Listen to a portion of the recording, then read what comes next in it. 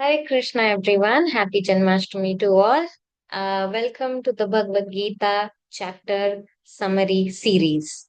Today, we will be discussing chapter number 2. But before we dive into chapter number 2, let's do a quick recap of chapter number 1. Let's see how much we remember from the previous week. Okay, ready, guys? This needs to be interactive. You can put your answers on the chat or feel free to unmute yourselves. Okay, so what is the title of chapter number 1?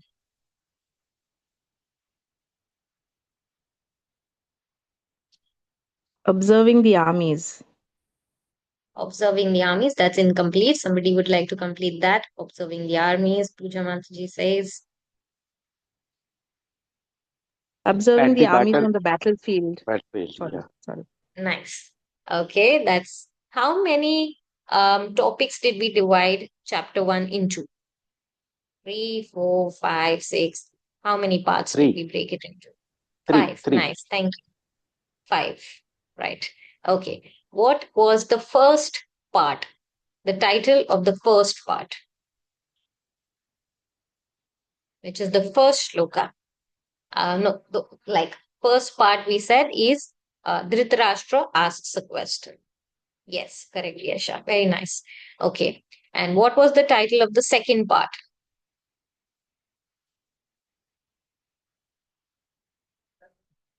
Second part? Duryodhan observes the army. Right. Yes. And then part 3? 5 signs of victory. Yes, correct. 5 signs of victory. Part 4? Arjuna observes the armies. And part 5, finally, Arjuna decides not to fight. Arjuna decides not to fight. Thank you. Beautiful. Okay. And then let's deep dive into these topics, subtopics. The first one, Dhritarashtra asked the question. Who does Dhritarashtra ask the question to? Sanjaya. Okay. What was the question?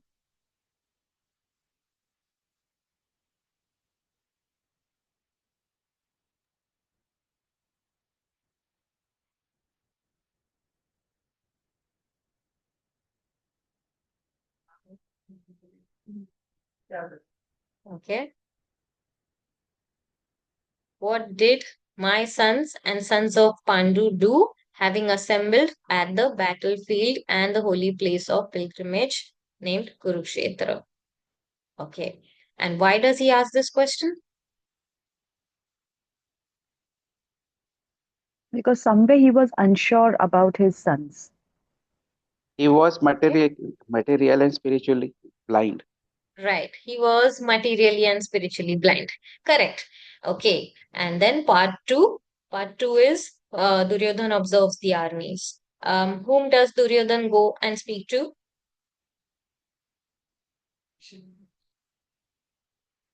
Bhishma, Pitama and Dronacharya.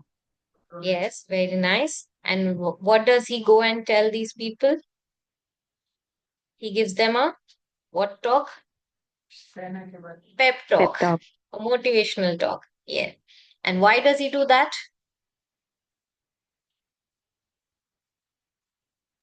to make sure that they are on his side and they don't Yes, favor the Pandu. very nice. To ensure that they don't get biased towards the opposite army. Okay, then the next topic was 5 signs of victory. What are the 5 signs of victory? One by one.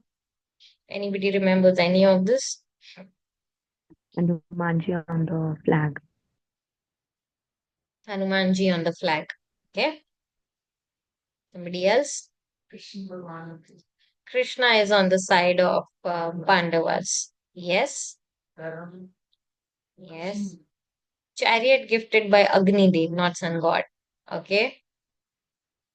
Fire god. Okay. That's 3.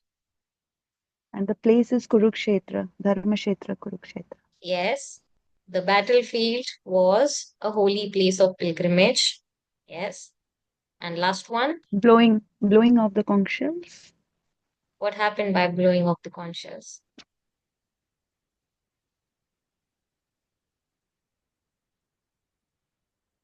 How is it a sign of victory?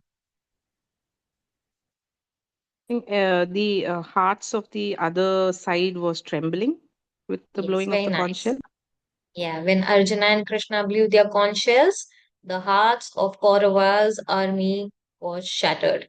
Okay, very nice. Those are the five signs of victory. And the fourth topic was who's observing the armies now? Arjuna is observing the armies. And Arjuna goes to whom? Who's the whom here? Krishna. And what does Bhishma. he ask Krishna to do? Yeah, take the chariot in between both the armies. Okay. And after doing that, what does he observe? That who's on the opposite side?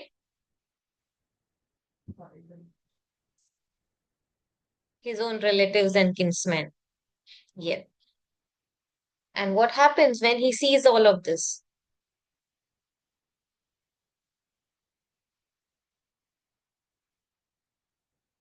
He loses confidence to fight. Yeah, he decides not to fight. He throws down his bow and arrow and he decides not to fight. Thank you guys. Very nice. So now this is good enough that we are ready to move to chapter 2. Does anybody know what is the title of chapter 2? It's an open book question. You can check your Bhagavad Gita. Contents of the Gita summarized. Contents of the Gita summarized. Because the name of the chapter is Contents of the Gita summarized, what we are going to do is split this chapter into four parts and we'll have an acronym which is Gita. Gita, four parts. Okay. G stands for Guru. Okay. I stands for identity. T stands for two dharmas and A stands for Atmaram. For those who are taking notes because they realize that they don't remember much from last week, I repeat. G stands for Guru, I stands for identity, T stands for two dharmas, and A stands for Atmaram. Gita, Guru, identity, two dharmas, and Atmaram. Okay. So part 1 is Guru. Part 1 is shloka number 1 to shloka number 10, which means 2.1 to 2.10. Okay. Before we go into part 1, let's go back into the end of the last class, what we discussed. We ended the last class where we said that how the part 1 is applicable to our lives. We said that sometimes even in our life we stand on a crossroad looking for an answer whether to give up or to continue, just like Arjuna was, be it our job, be it the business, be it some studies, exams, relationship, marriage, social customs, so many things. Should I or I shouldn't? Should I continue or should I give up? This is how we ended this last class, and we said to find out the answer to this question and to understand what Arjuna did in this situation, stay tuned to chapter 2. So, before I give you out this answer and also reveal to you what Arjuna did in the similar situation, let me first ask you guys that whenever you were in such a situation, what did you do? Could be anything. Normally, when we are stuck in this situation, what do we do? To one his own. There's no right or wrong over here. We discuss. With whom? It could be a friend, A friend, it maybe. could be Okay. an elderly person, or sometimes with our own children also we discuss. Okay. So we discuss with friends and relatives. Okay. Or somebody experienced. Okay. That's what Puja Mataji does. Anybody else? Yes, Malvika. We surrender because sorry, there's a lot of noise. Okay. Somebody else. Okay, so I would say we surrender because we are fed up with the situation sometimes. So we give up. Okay. We talk to Mm-hmm. our own conscious also. We talk to our own selves. Correct. Very Yeah. nice. Okay. What else? Conscious, I mean to say, both sides Say we again. check it. We check our Um, conscious, both sides we check. No, we check positive our and negative. conscious, both sides. Also, we have this devil one side and angel one side, and we have this debate like they show in cartoon. Yeah, we do that. What else? We wait for the universe to show us signs. Okay, thank you, Yasha, for that. What else? Nobody starts scrolling Instagram here. I'm the only one. We find an escape route, right? Sometimes we don't know what to do. It's easy. In the office, also, we don't know what to do with the situation. Easy, just open and start mindlessly scrolling. That's what most of us do, I believe. Yeah, Okay, we yes, do. Matish. We do. And yeah, and the signs also show the same thing in Insta, whatever we think. Oh, yeah, it connects to Yasha's answer. We wait for universe to show us signs. We scroll Instagram and look for signs on Instagram. Yeah, good one. Very nice. Okay, so that's really good interaction. Thank you so much for your contributions. So this is just to explore what normally people do. There's nothing wrong or right. There's nobody to judge here. So when stuck in life on a crossroad, use a lifeline. Kaun Banega Crorepati fans will relate to what I'm gonna say now. So what are our lifelines? One could be phone a friend. Okay. So people normally talk to somebody else. Ask an expert. We go to somebody who has already been in that kind of a situation and ask them. Okay. Some people use audience poll. The whole neighborhood knows their stop story. Okay. Because it's not enough to ask one or two. Some people do double dip or even try to flip the question. Double dip here is like, just let me surrender and then let's try what happens. Okay. And then try to flip the question is basically escapism, where we scroll Instagram, we resort to drinking, we resort to drugs or any other addictions. So, this is normally what people do when life puts you on a crossroad. Okay. So, Arjuna did one of these things. What he did is he used the lifeline of phone a friend. Who's Arjuna's friend over here? Krishna. Krishna is Arjuna's friend. But that was not enough. So he turned this lifeline into Ask the Expert. So what he did is now from being a friend, Arjuna completely surrendered to Krishna and he made Krishna his guru, the expert. Okay. And which shloka is this? The very famous shloka, shloka number 2.7. Karpanya dosha upahata swabhava पृच्छामि त्वां धर्मसम्मूढचेतः यच्छ्रेयस्यान्निश्चितं ब्रूहि तन्मे शिष्यस्तेऽहं शाधि मां त्वां प्रपन्नम्. What is the meaning of this shloka? Arjuna tells Krishna, now I am confused about my beauty and I have lost all composure because of miserly weakness.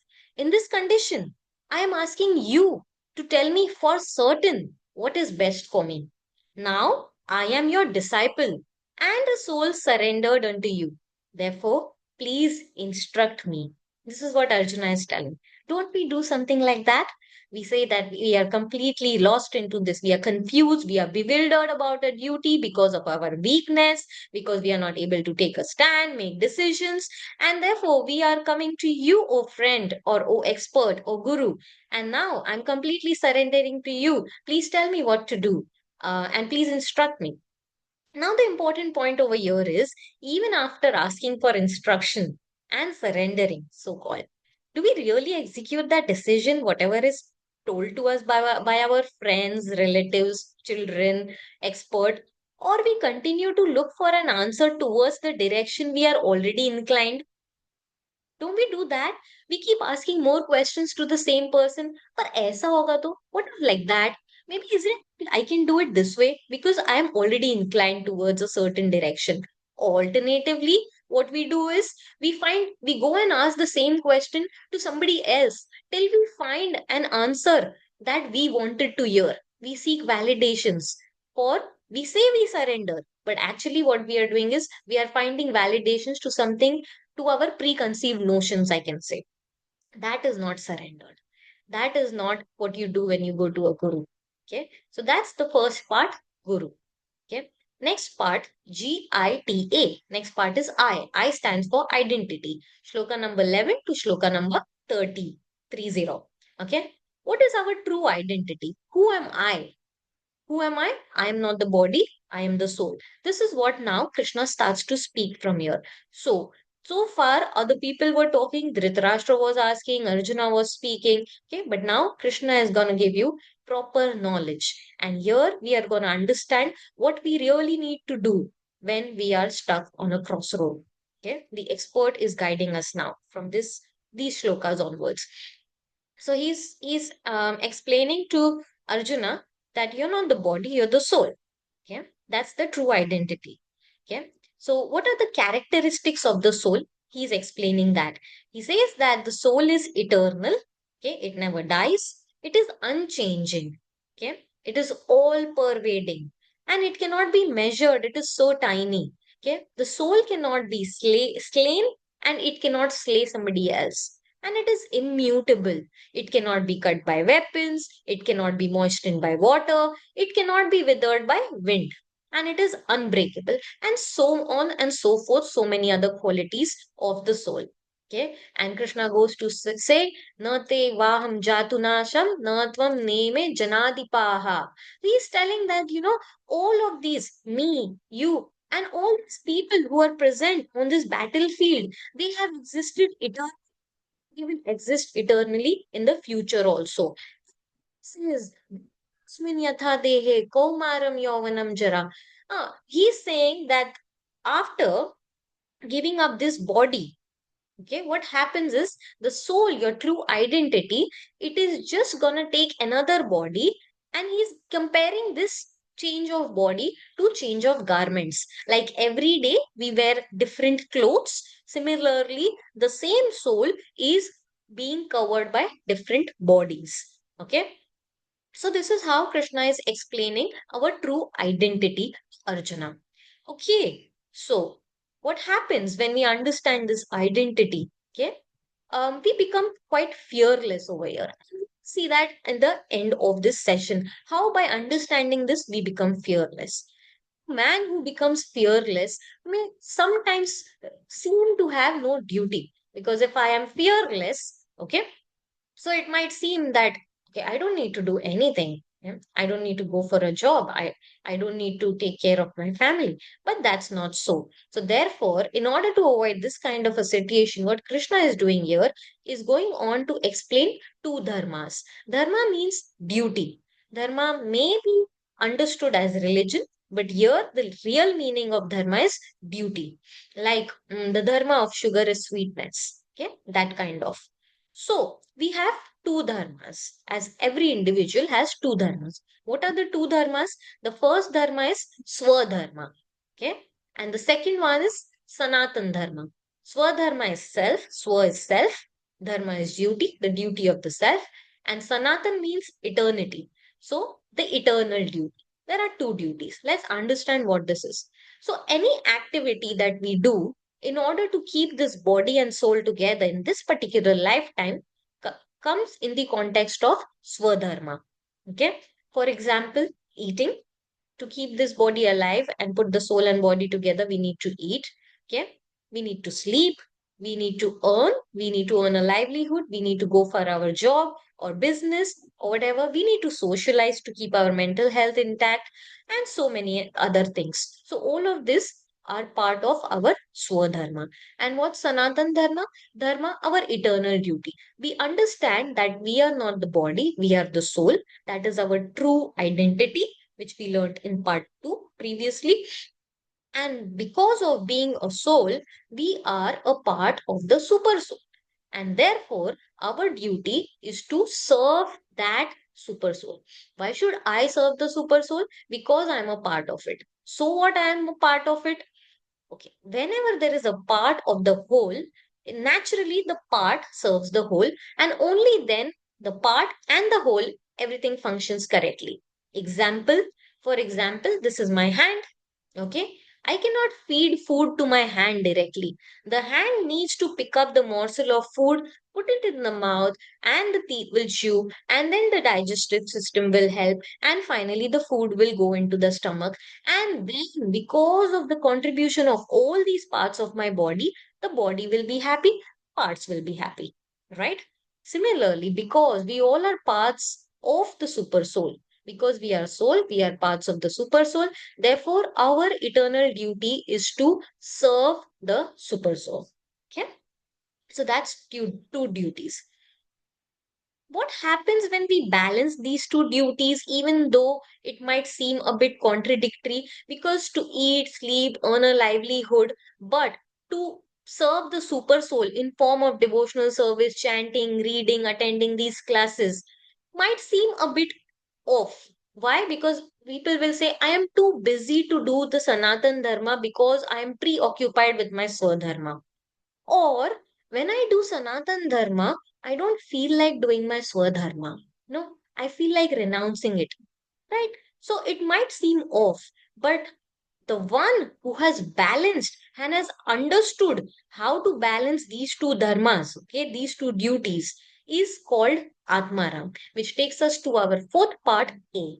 Gita, Guru, identity, two dharmas, and Atmaram. That is how Krishna is explaining to Arjuna in a flow. Okay, who is this Atmaram? Why are we talking about him? And how can we become Atmaram just by following two dharmas? Let's understand that, guys. Okay. So, what are the qualities of Atmaram? Let's see that. So, Atmaram is a guy, okay, who is unaffected by happiness and is unaffected by distress, who is equal in honor and in dishonor. Okay, sounds too good to be true, right? Yeah. But believe me, most of us want to become Atmaram. When I ask people what is your reason of attending these spiritual classes, most of them tell me, I want to reach to a stage where I'm not affected by all that is happening around me. I don't want to be absorbed in this drama. Even though I know I am just a soul, I'm not the body, I'm in a role play. We understand all that. But still sometimes I get affected by all of that. Can you please help me to become an Atmaram? That is what we are trying over here to become. So, by balancing these two dharmas, Swadharma and Sanatan Dharma, we understand that we can become Atmaram, which is actually the goal of most of us who are attending these spiritual classes. Okay, this Atmaram has no fear, has no attachment.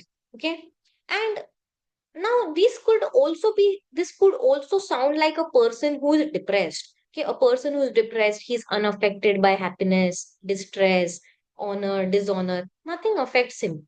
So what makes Atmaram different from a depressed guy is this particular quality of Atmaram, which is he's always absorbed in spiritual delight. He's always blissful.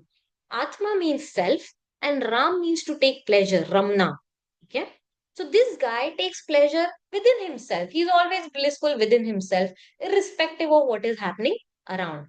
That's not somebody who's depressed. And that is the line of difference between Atmaram and a depressed guy. So we again see everything. Arjuna decided not to fight, and therefore he made Krishna his friend now as a guru and asked for instructions. Krishna started to instruct him by first explaining his true identity. Okay, and his identity, what he explained is that you are not the body, you're the soul. All of us are eternal. Okay, and the change of body is just like change of garments. Okay, and then he explained, Krishna explained about two dharmas. Which are the two dharmas? Swadharma and Sanatan Dharma. And the person who balances these two dharmas expertly becomes Atmaram, who is unaffected by happiness, distress, honor, dishonor. He's not angry, he's detached, he's always absorbed in spiritual delight, he's happy within himself. Okay, so we understood that normally when we are in the crossroad of our life, we remember these lessons. But does it really help us to take the decision? Now, Arjuna asked Krishna whether I should fight or not. Just tell me that.